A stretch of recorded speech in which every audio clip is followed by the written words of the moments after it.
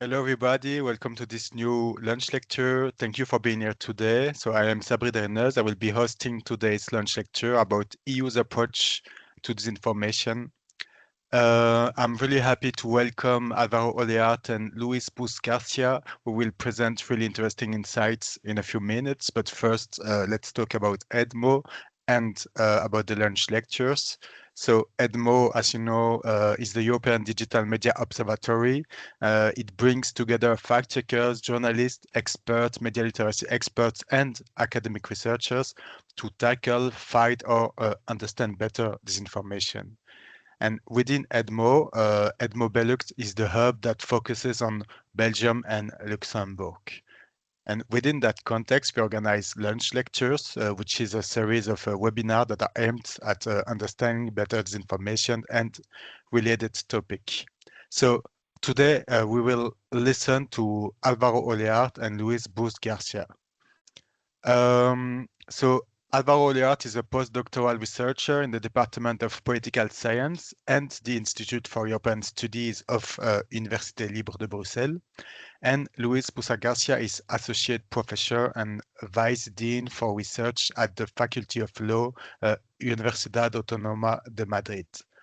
And they both work on EU politics, governance, and democracy.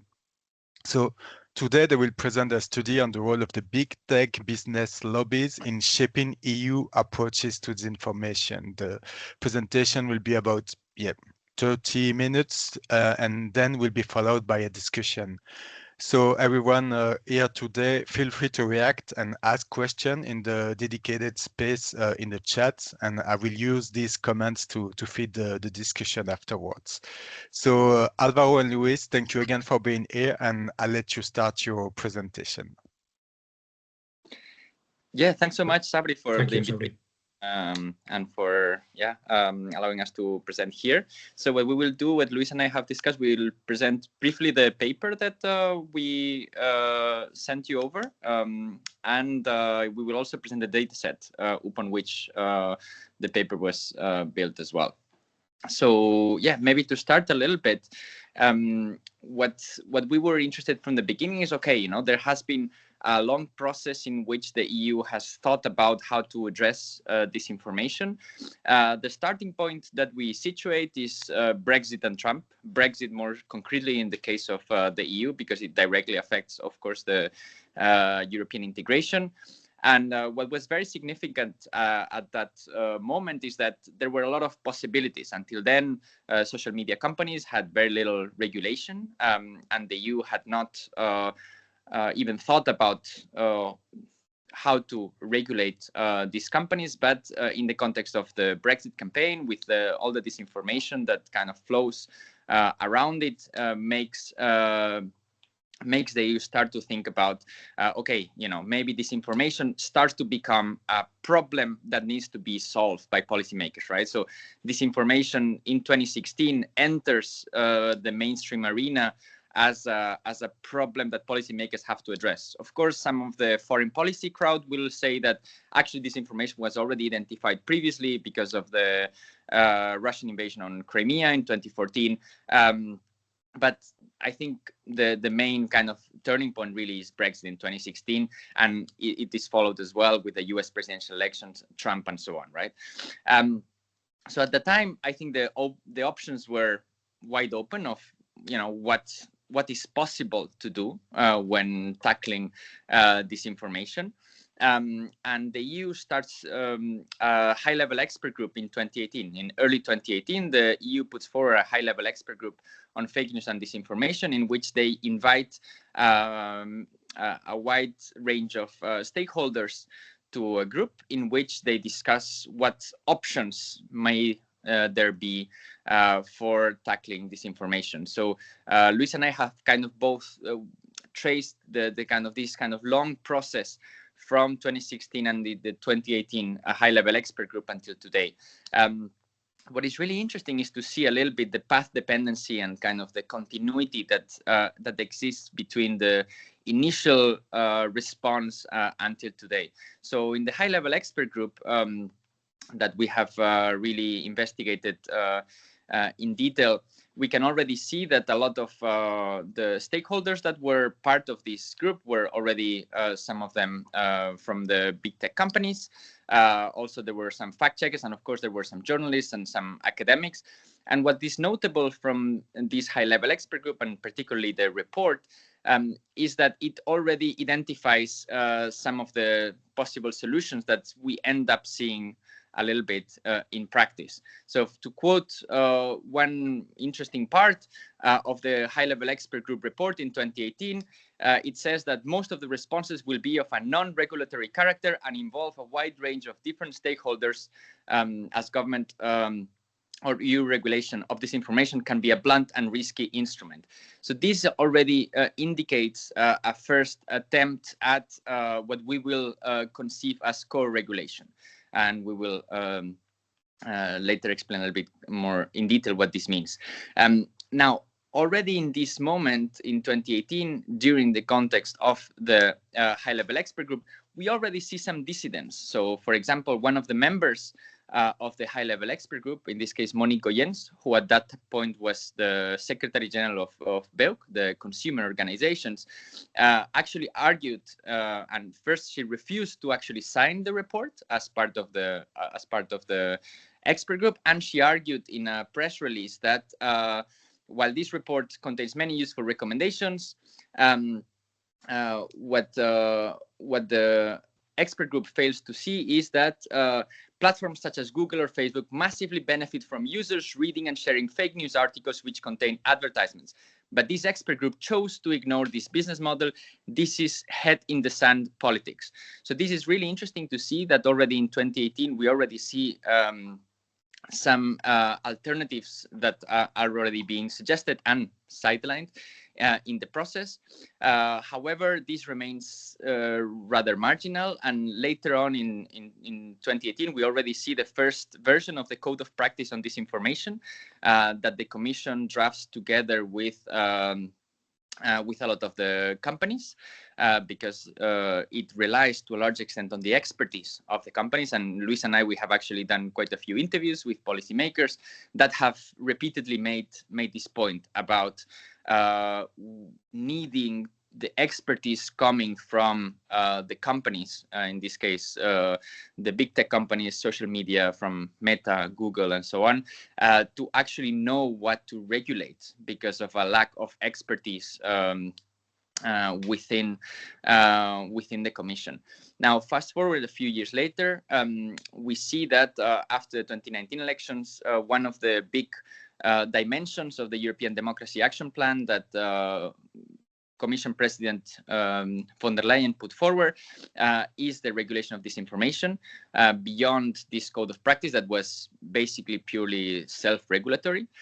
One of the things on the agenda on disinformation, and it was mainly included within the Digital Services Act, so the DSA that entered later on, I think it was 2022. But already 2019, 2020, there are a lot of discussions about how to address disinformation within the DSA. And what is interesting about the DSA is that the DSA itself does not actually mention disinformation.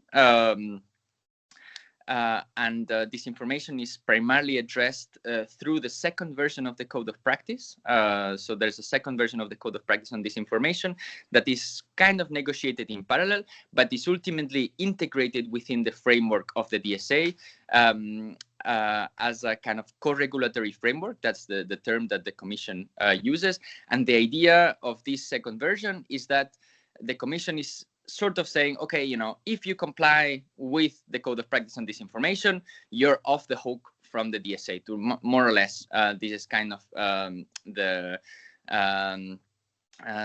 message that this is sent. And what is interesting about the lack of actually addressing more root causes of disinformation, like the business model that Monique Goyens and BEUC had sidelined, is that what we see, and our analysis points in that direction, is that this is thanks to the success of big tech business lobbying. No, there are no slides, Trisha. Yes, there will be later slides when Luis will present it. So what is interesting about the kind of this type of success of big tech is precisely in framing the DSA and disinformation as a sort of policy problem that everyone has something to contribute with, right?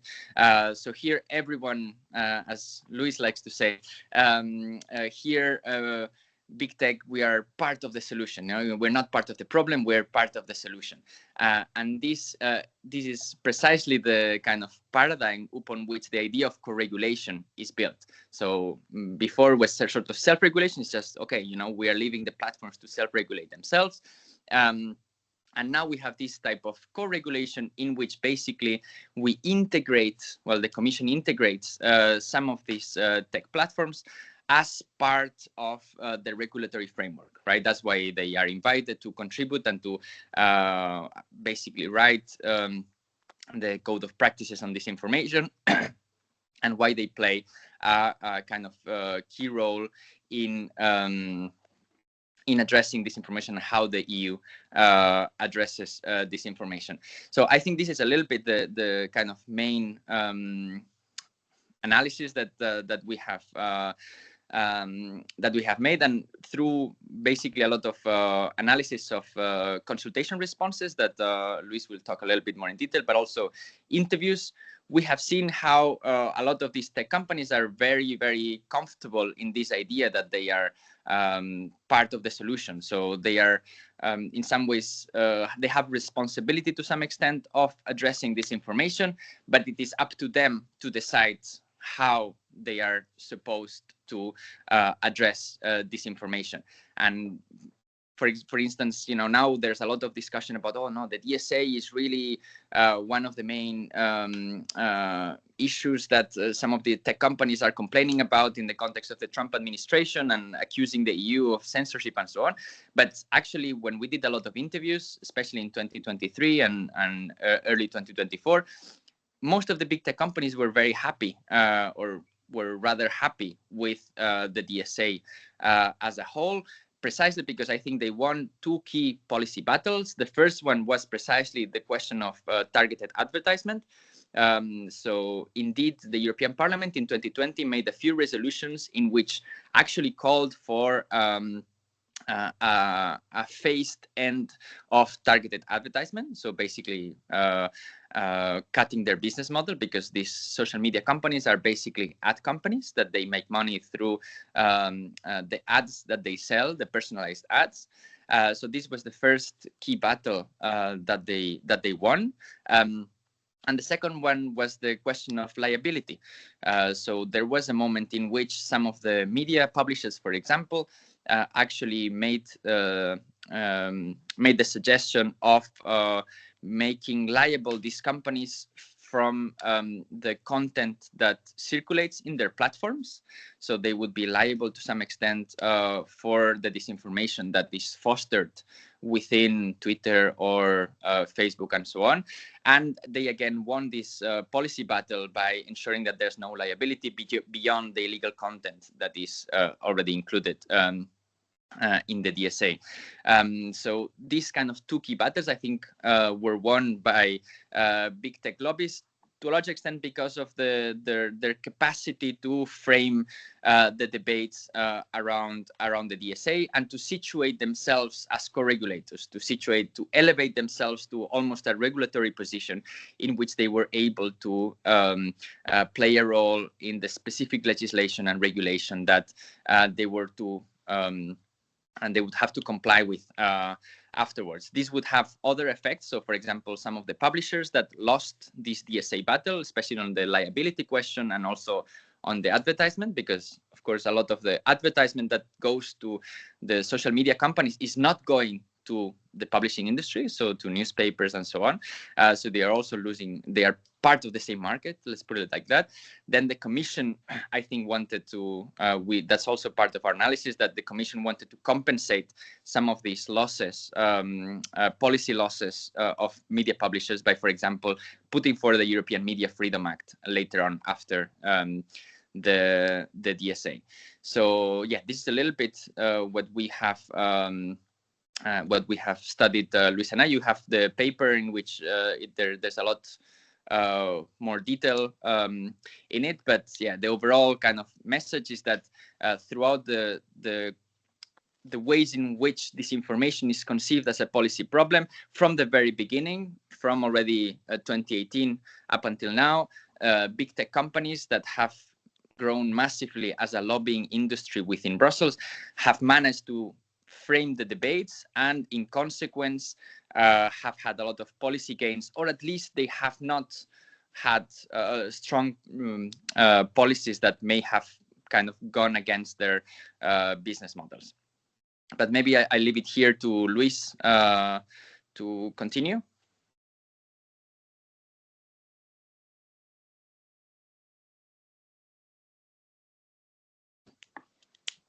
Luis? Sorry, I had silenced myself. Are you seeing my slides? I will put them in full presentation mode. Thanks, Alvaro, and thanks, Sabri and the colleagues in EDMO for having us today. Now, I will of course not repeat what Alvaro has said. I am trying to basically present how we did it and what we think can still be done.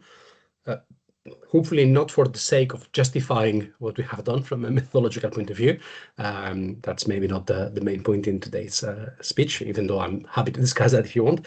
It's also to introduce the database that we have been working on and that we just released, that we think can be useful also for policy debate. So now I'm going to share later the direct link for the database in the chat, but basically what we did was analyze 7 consultation processes on each, 7 in total, 2 or 1 of them in each of the main dimensions of the 2020 EDAP paper, basically focusing on protecting electoral integrity, promoting democratic engagement, supporting free media, and fight disinformation.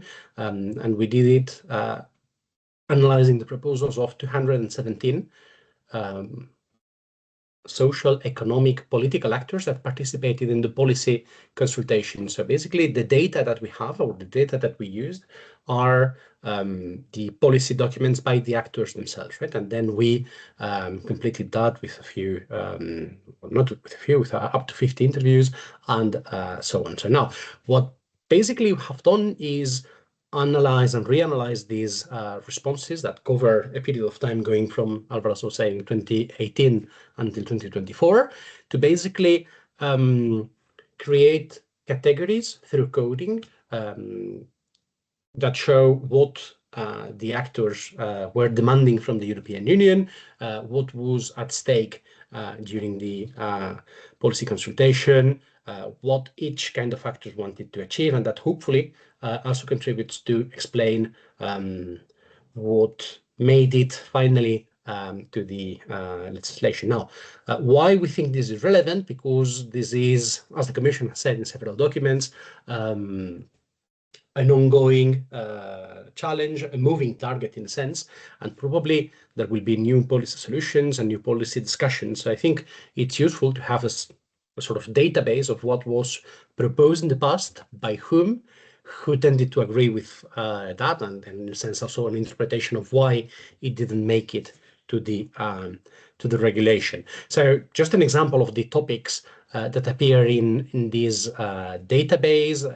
In the paper Alvaro presented, we call that the sidelined demands. We try and map out some of the key policy debates, right? So for instance, to what extent can this information be addressed through regulation, in contrast with, well, market approaches, is the idea that good information will remove bad information by itself. Issues about decision-making transparency inside the platform versus the ability of platforms to set their own terms of and conditions. The issue of to what extent can the response be framed as part of the broader competition law versus, let's say, other frameworks or new emerging frameworks, such as probably the DSA is, or the DSA together with the DMA, decentrality or of copyright, the degree of content removal versus broader risk assessment, the role of professional journalism, and well, to what extent information is a public good. Now, I just want to give you a quick glimpse of what the data set is about, and I hope I won't scare anyone with this graph. Now, this is a very ugly graph. We are working on better versions, but it is very ugly because it comprises everything that was on the previous slide, but related to actors, right? What we try and do here using a methodology called discourse network analysis is relate each of the conceptual discussions during the process with specific actors, right? So every time you see a red link, it means an actor disagrees with the topic.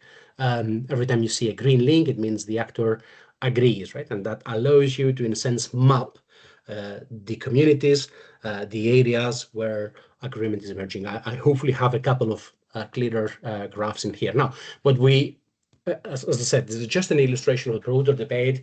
It is too big to analyze in itself, but there is, however, one main message that stresses something that Alvaro already said, which shows that the central debate about, well, the degree of liability platforms should have, and well, for those among you who don't happen to be Spanish, as Alvaro and myself, the president of the Spanish government just last week said that basically we have to increase again platform liability. So, well, the debate is closed, let's say, at the EU level, but some political actors in the EU may eventually want to review that. But what we reflect here is that the debate was actually closed reasonably quickly. This is not the central element of the debate. Co-regulation is much more central, and this is the frame that, as Alvaro said, the policy frame that was established quite quickly. What we see is with the introduction of the European Media Freedom Act, that what drove the bigger debate and where we see probably the strongest opposition between policy demands is not around the policy solution of making platforms co-regulators in the digital media. Now, we are aware that this is probably no longer exactly where we are today in 2026, but our cut-off date for this analysis is late 2024, so this is what is still reflected there. But it is instead about what is the role of media in the competition with social media platforms. Basically, to what extent should they be treated differently? Should there be this kind of media exemption, as you see here on the left? Should the media get more support from the European Union? So in the end, what we hopefully show in this research is that even though it was not necessarily the central issue at the beginning of the policy setting, agenda setting process, the clash, let's say, among traditional media and social media platforms emerge as an important element. Now, what we also wanted to show here is the difference in what political scientists usually call venue shopping, in a sense, right? Or more precisely, the difference that the publicity of the debate makes. What you see on the left is basically essentially the same graph that you were seeing before, but without the topics. This is just the same methodology and the same data, but linking actors who exchange frequently between them. Now, the bigger the name of the actor, the more referred to by the others this actor is, right? So you see that Google appears reasonably big.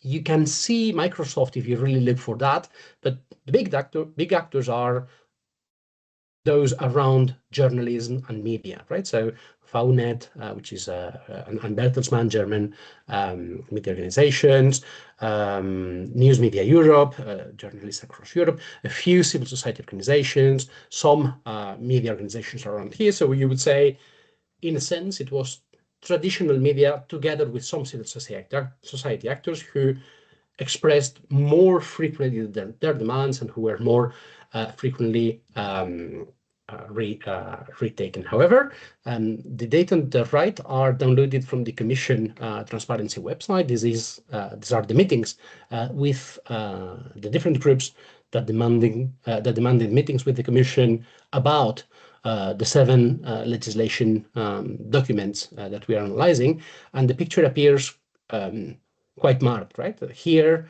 all of a sudden, the actors who are closer to the core of the picture are those who had more access to the Commission. And all of a sudden, you have Google, Twitter, Europe, Microsoft, basically the big tech lobby, who appear much more central than in the picture to the left. That means that even though this is in a sense a limitation of our methodology, that we have analyzed the public meetings, the argumentation, let's say, the narrative part of the policy making, but however, more direct meetings were going on. Now, I think that this is quite representative of what Alvaro was saying, right? That behind the usual complaints of the big tech lobbies, that Europe is, well, sort of regulatory monster and censorship monster and so on.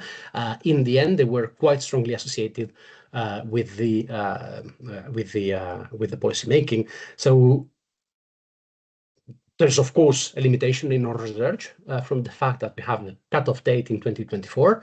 At the same time, I think we stop right at the right moment, which is when an external factor has changed everything for this industry, right? I mean, it's not that they cannot cope with the EU legislation, is that something else has changed on the other side of the Atlantic. It's, of course, Mr. Trump's election that has totally changed the behavior of these actors within the European Union. Now, I just wanted to end with a couple of ideas on the data set. Basically, we think, I mean, I a bit pompously, I use my university's motto in English, which is, what else do I have to do with ultra faciam, to basically suggest that this is for us work in progress, right? That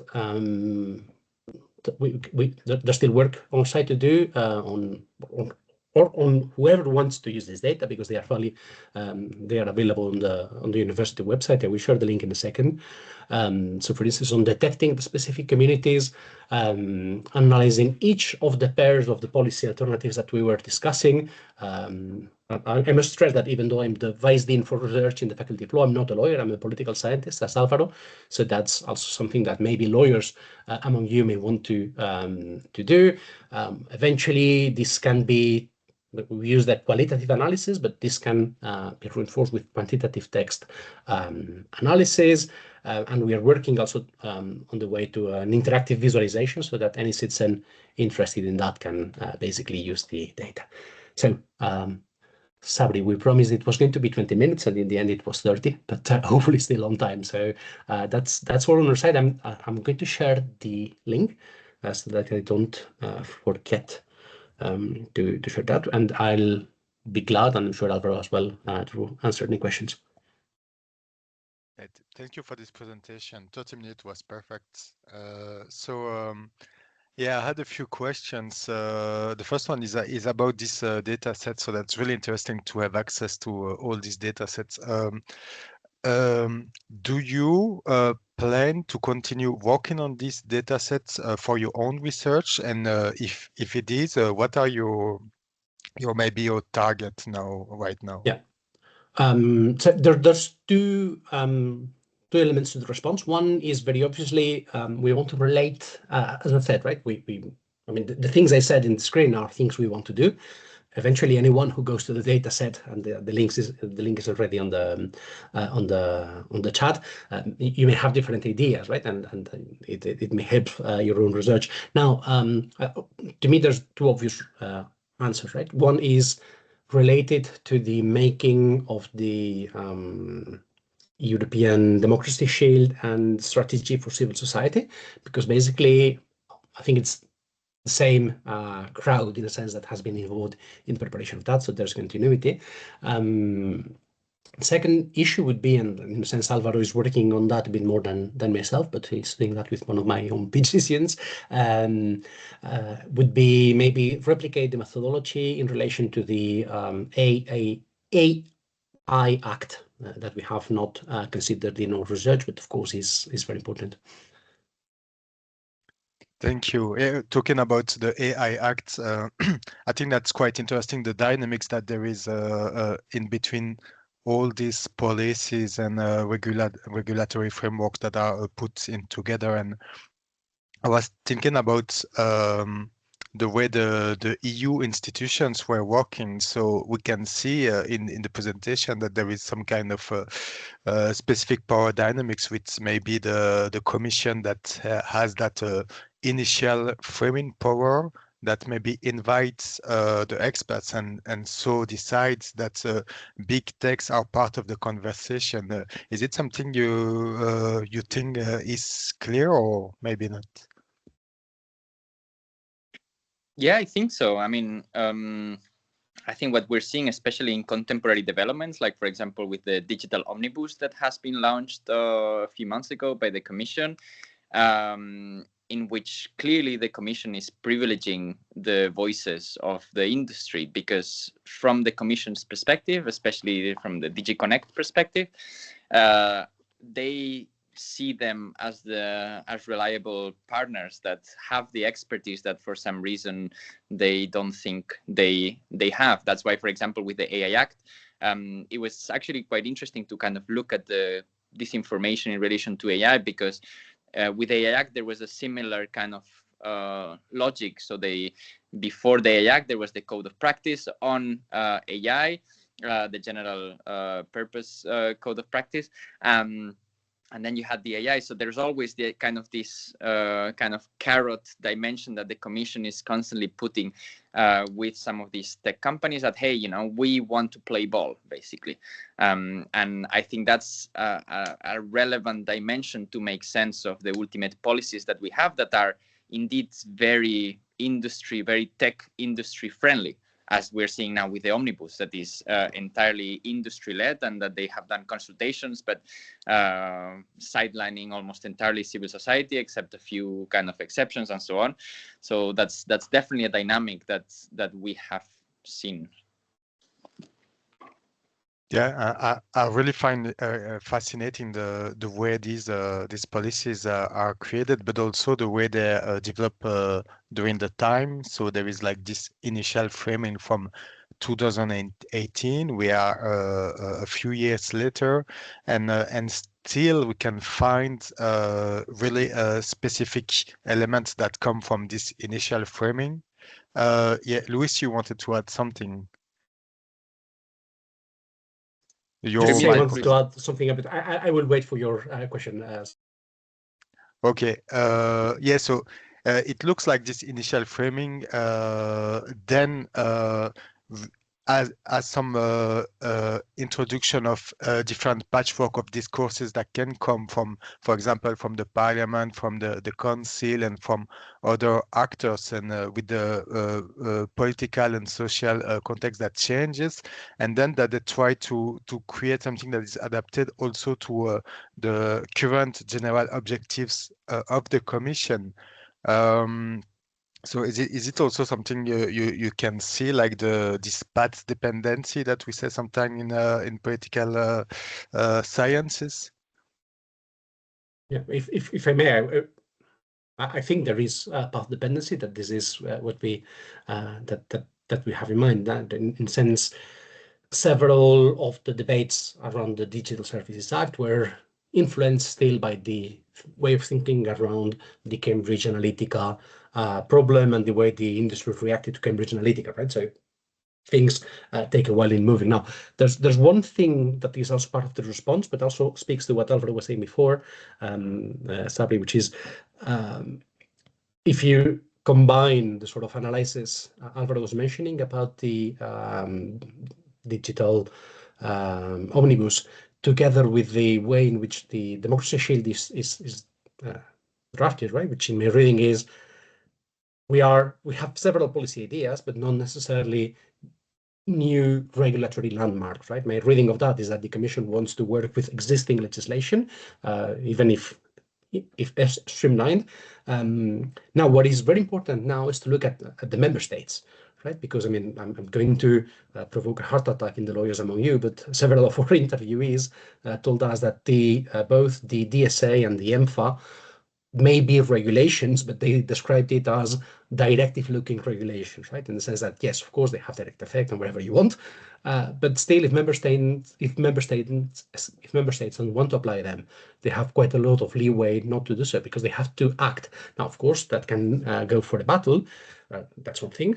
But on the other hand, what is really interesting for political scientists is that this can create different models within the European Union, right? That according to exactly how member states do and how the regulations interact with national legislation, we can have also diverging ways of implementation of the legislations. I think, and here again, coming from our own country in Spain, Spanish government says we fully agree with the EMFA and so on. It's a fantastic legislation. They are not doing very much to implement it, actually.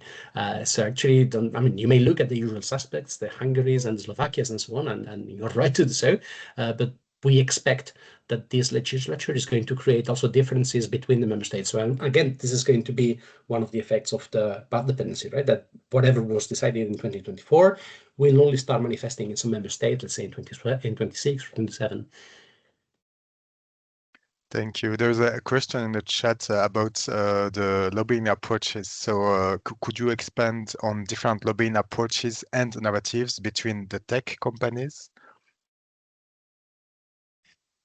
Yeah, no, that's a great question, because actually it's interesting that not all the big tech companies have the same type of approach.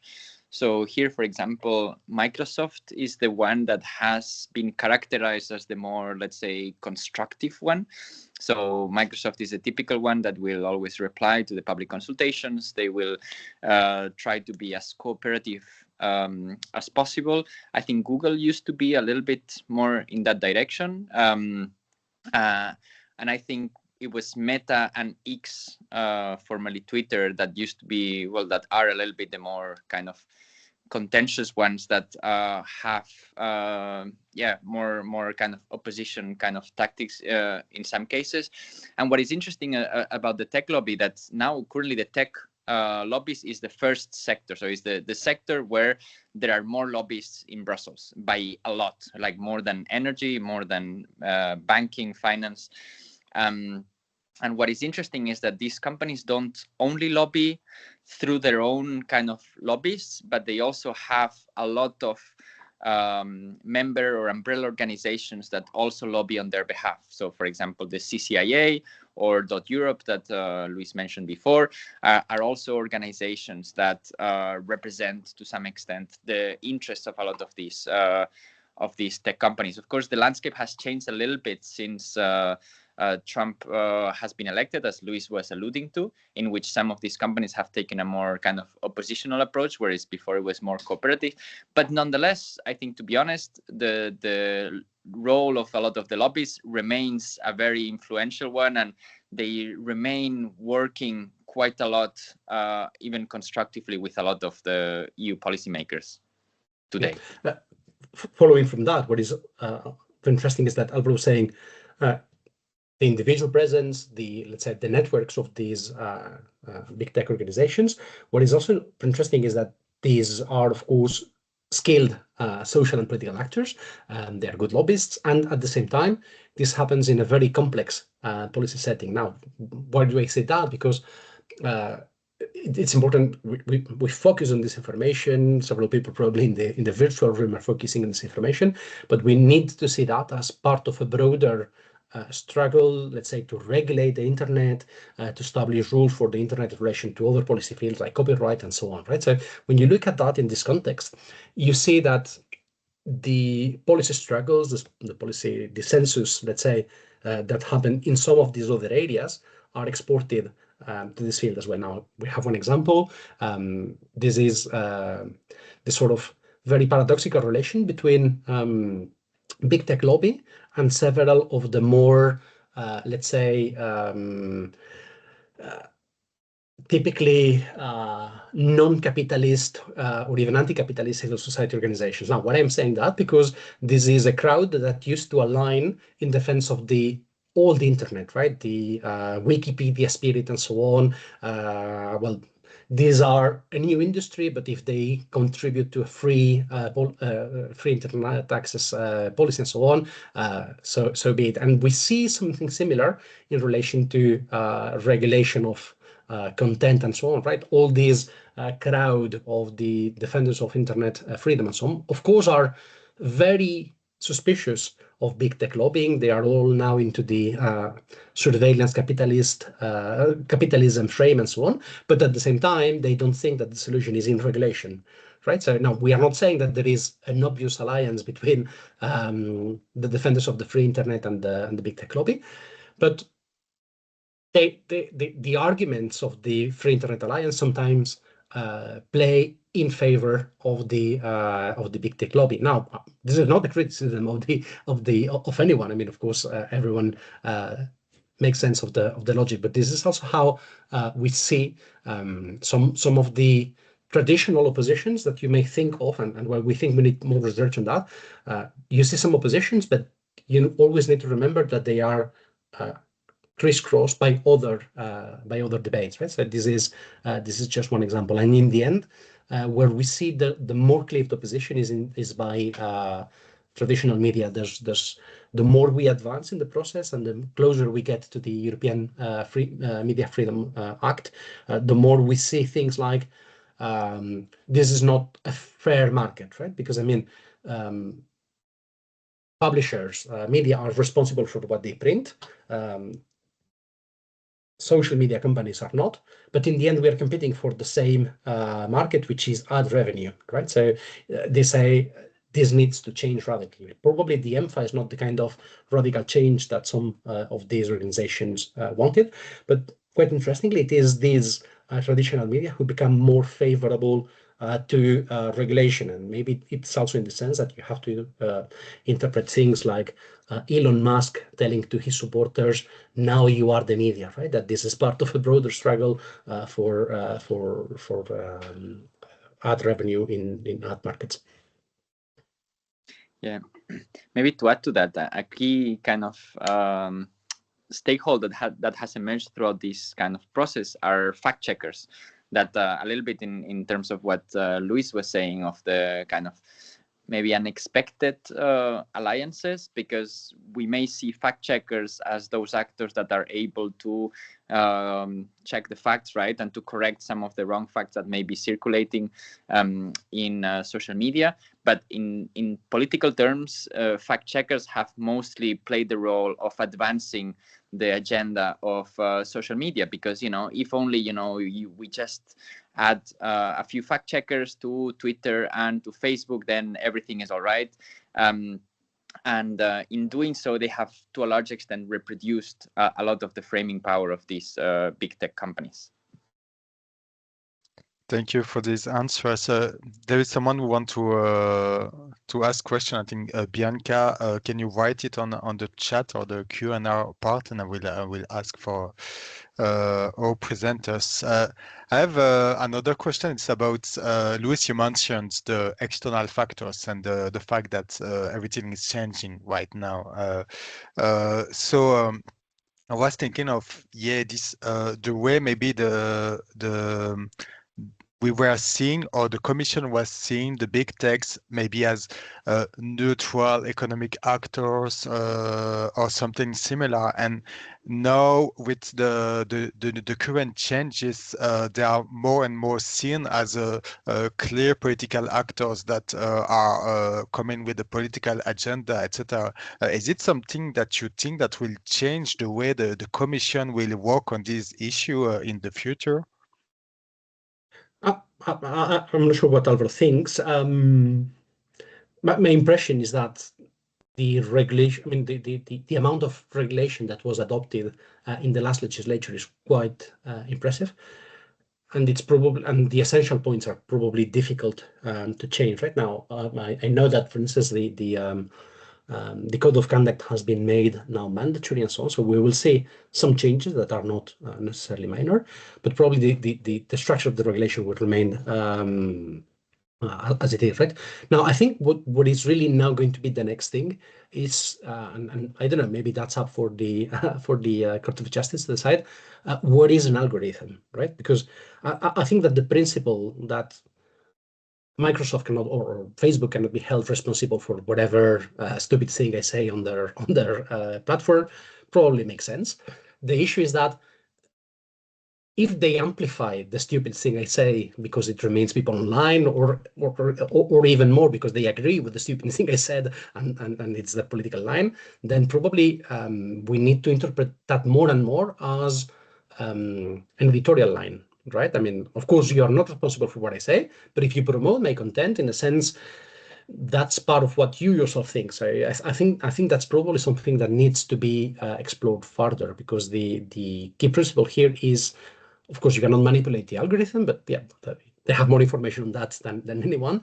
And two, it's in the end, citizens need to understand it. But I think probably more action on the regulatory front can also be taken on algorithms. So I think that's the next big battle. Not sure if the Commission is going to address it, but that's my impression. Alvaro, you want to add something, or? I mean, the only thing maybe I would add is that I think a lot of the disinformation discussion also currently is being discussed from the perspective of foreign interference, that of course has become very prominent since the Russian invasion of Ukraine in 2022. And I think this type of framing, it is very misleading to capture and properly address the root causes of disinformation that indeed I think are more related to kind of the business model and so on. First, because foreign interference is always deployed in a very selective way. So foreign interference from the EU perspective is Russia and China. It is not the US, at least for now. But also, and the democracy shield plays along kind of this kind of same logic, right? Of, you know, shielding ourselves from kind of foreign actors that in practice, I think most of the times refers to Russia and China doing hybrid warfare through promoting disinformation campaigns and so on. And I think with the omnibus proposal, it is a clear sign, I think, that the current Commission is trying to, in some ways, stay or maintain a relatively close connection with a lot of the tech companies. I mean, the only thing that we've seen is maybe with X, because of the AI creation of sexualized figures on X and so on, and there has been a sanction. But first, the sanction is rather minor, and it also doesn't fundamentally address the actual underlying kind of causes of not just X, but all social media companies. Thank you. Just to say one more thing, we just did a podcast on Phoebe, in case you want to listen to that or share it. Just put that on the chat. Okay, I think thank we you have a for question sharing this. in the chat, right? Yes, that's a long question. So is the European Commission at any point planning to compile its own risk assessments? For now, they only did a compilation of what platforms report. At the same time, more and more procedures point to platforms framing risk too narrowly, plus restriction to access for researchers. So what answers do you have? And I think that Trisha can also help answering this on the chat if necessary. Yeah, I mean, I think I can only speculate in a sense, right? My impression is to relate that to what Alvaro was saying, and Sabri, I think it was quite implied in your own question before, is that this has become, I mean, we used a concept in a paper 3 years ago, which is a sort of dissonance between the external perception of the threat of disinformation as a direct threat, not only to democracy, but even to national security, and the regulatory answer that's still around the making of the DSA was co-regulation, we can trust platforms and so on, right? I mean, if that's such a serious risk, we probably need more regulation. Now, this has become even, I mean, I think the risk of dissonance has become even bigger because this is the constituency, let's say, of Mr. Trump, right? So, I mean, the risk that this is going to be packaged into sort of broader relations with the United States, the relations with Ukraine and so on, or the position we take about Ukraine is quite big. So I mean, I wouldn't dare to speculate if the Commission is going to implement its own risk assessment. My impression is that probably the more obvious way forward is to keep implementing the DSA, keep filing the evidence of non-compliance, but probably there's room for a much more demanding approach to, for instance, this issue of access for researchers, right? So that's probably going also to be, in a sense, packaged, I imagine, by the Commission. But I don't know, Alvaro, if you maybe have more information than me. No, I don't really have more information. I agree with kind of your assessment. My sense is that indeed, as you were mentioning in the question, that the companies have a tendency to frame risks in a very narrow way. And that's, of course, in their own kind of interest, because the narrower the risk is, the less you have to do something about it. And I think that this is a part of the problem, that the Commission seems to have externalized the kind of the definition of a lot of these things to the platforms themselves, saying, hey, you have to report on this. And ultimately, if you even look at some of the platform reports, they don't even match with different platforms. So, each platform has a little bit its own way of reporting different things about this information. So it's even difficult to compare to begin with, right? So yeah, ultimately, I think that this is a clearly problematic dimension that relies on platforms cooperating. And I think this is the key point of co-regulation, that ultimately, for this to work as the commission intends, you need the companies to kind of be on board with that. And of course, the companies will, I think, first look for what is in their best interest and will comply with the minimum that they think it is necessary to do.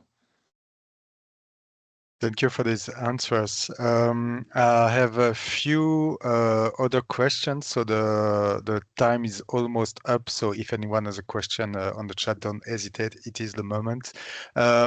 So if I'm not wrong, this research and this data set are part of a European funded project, which is called Reclaim, right?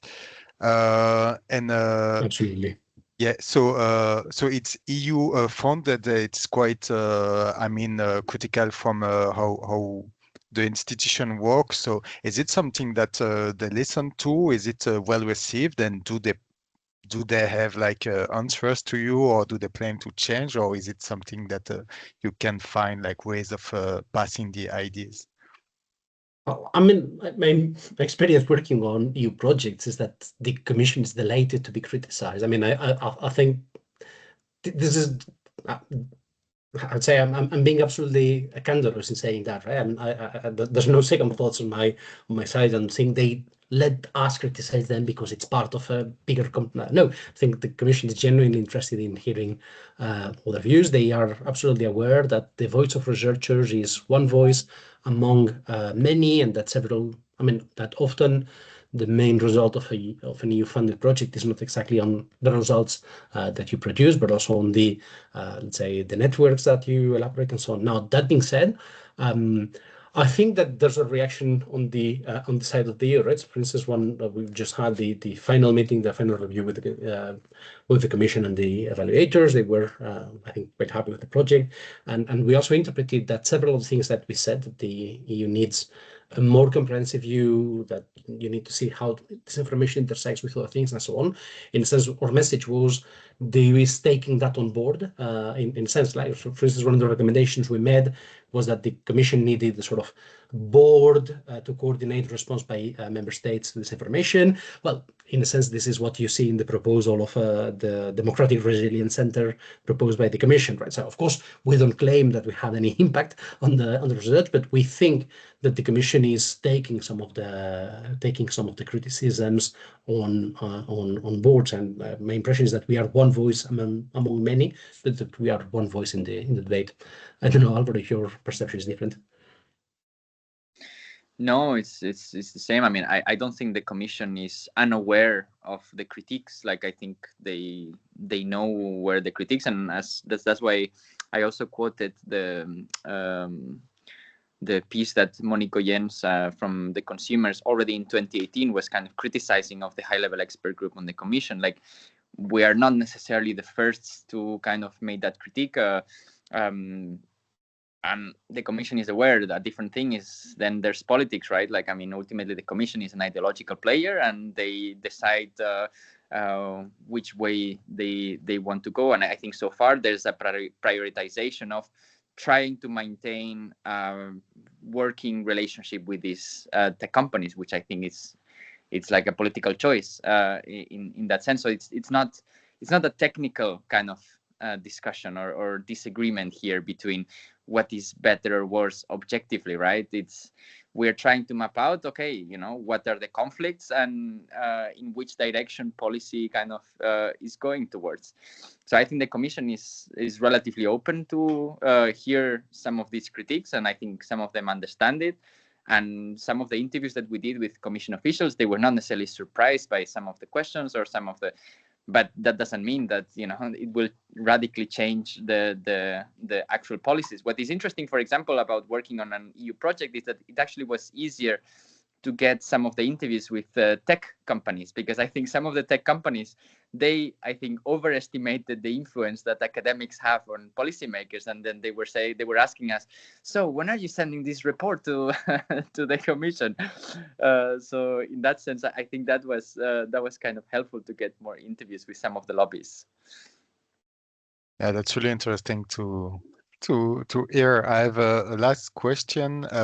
Trisha was asking about the future studies you would encourage researchers to conduct with your data sets. It's something that you already kind of answered, but I wanted to add something about maybe just what you said about the next perspectives. And I think you both worked on the competing understanding of democracy in disinformation policies. So is it something that you're going to continue to try to understand maybe the model of democracy that is appearing in this kind of public policy? I mean, you also mentioned the future work you would do on the democracy shield. So would it be a place for this? I think one big thing that we have in mind, and also together with some of the other packages or colleagues in the project, is the centrality of the notion of information to democracy, right? I mean, that one of the potential struggles is those who understand that the information, and that includes disinformation, flows in sort of market of ideas, versus the growing understanding that democracy relies on a sort of minimum understanding of the truth, and also on the quality of information being fed into the debate, right? So I think one of the stakes from the ENFA, but also potentially in the democracy shield, in the sense the seed is already there, is that information could potentially be understood as a public good. And if we understand that as a public good, then more policies have to follow on, right, in terms of support for the policy community and so on. So I would say that this is probably something that is going to be quite central for what Alvaro and I have in mind. Yeah, thank you. I think that's really interesting, this kind of perspective. So that brings us to the end of today's lunch lecture. It's already 1:30. So thank you again, Alvaro and Luis, and to all of you for being part of the discussion. We look forward to seeing you at our next session. It will be in June, and in between there will be our workshop in Luxembourg in April. So we will give more information about it soon. So feel free to stay updated with our newsletters. So thank everyone again. Have a nice week. Bye. Thanks for having us. Yeah, thanks a lot. Thanks a lot, Sabri, and bye, everyone.